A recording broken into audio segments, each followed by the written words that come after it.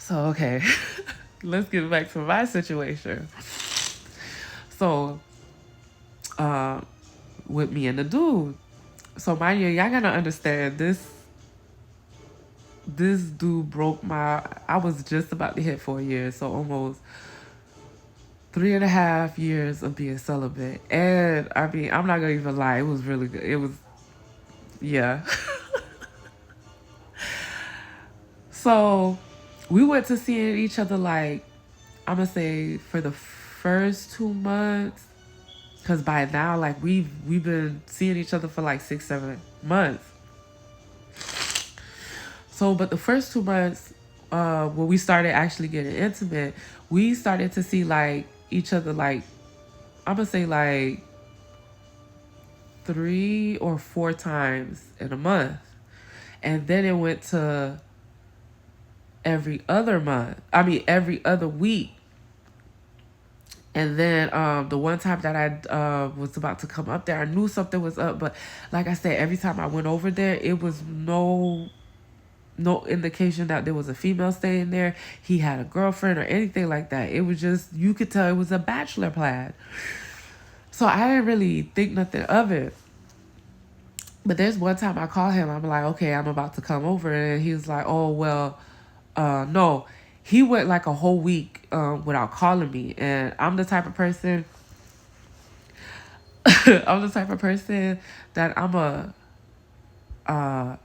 not, if you call me, I'm not going to call. Sometimes I'll remember to call back, and sometimes I just don't choose to call back because I'm not a phone person. I don't be, chit-chatting on the phone like that. So I noticed, like, because he would, like I said, call me, text me every day, FaceTime every other day. Like, we always kept in contact. But there was one week, like, he just went completely, like, silent. And around that time, I was like, damn, like, we was going good for a couple of weeks. What's going on? So I'm thinking it's me. So I'm like, I'm not chasing nobody. I'm at that point where I love myself. So I loved myself at the point where, like, I was like, oh, well, I'll just find another one just like that. Or whatever. So I didn't really bother. And plus, I was working so much overtime. I didn't really have time. Like, because once we started linking up together, I completely deleted my POF page. So I was no longer on POF. So it was just me just vibing with him. Like, that was it. And usually I'll have a backup person, but I was so busy. Like, yeah, there was no, and then I would get irritated so fast. So it was like, yeah, I might as well just stay with him. We already have a, relations anyways. So there's no point of trying to have somebody like in the wing as a friend. Because to me, it was no point. I was too busy. I already had my attention on one person. I'm going to just leave it on that. So then he ends up calling me the following week. And he was like, hey, what's going on? I was like, what happened to you? Like, what's up? Then he was like, oh, one night he went to McDonald's. I knew he was drunk or something like that. Because, yeah, he smoked and he drank a lot. But he was like, he was driving and he got pulled over. He got pulled over for driving without a license, and then the headlights wasn't on. So I'm like, wait, if you don't have a car, how did you get into somebody else's car and drive? But he never answered that question for me. So I kind of just was like, okay, maybe now it's making sense of why we went from like 4 times or in the beginning, and now it's like twice every other month.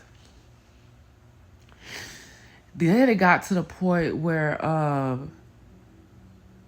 there was one time like we went like a whole month without seeing each other. Mind you, he was still keeping in contact with me, hit me up or whatever. But now, like, when it would be time, it is like he always had an excuse. I know he had kids. He always was telling me like he had start back taking them every other weekend. So I was like, oh, okay, fine, just the weekends that you don't have them or whatever. Like, I don't mind, Plus, I was starting to get frustrated. You know what I'm saying? I went almost almost 3 to 4 years without, like now this is like what I'm getting. Like, plus it was good too. So I was like, when are we gonna hook up? Type shit.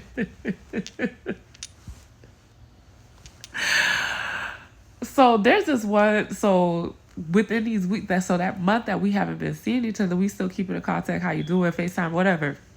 My car really start acting up. The little red one really start acting up, like to the point where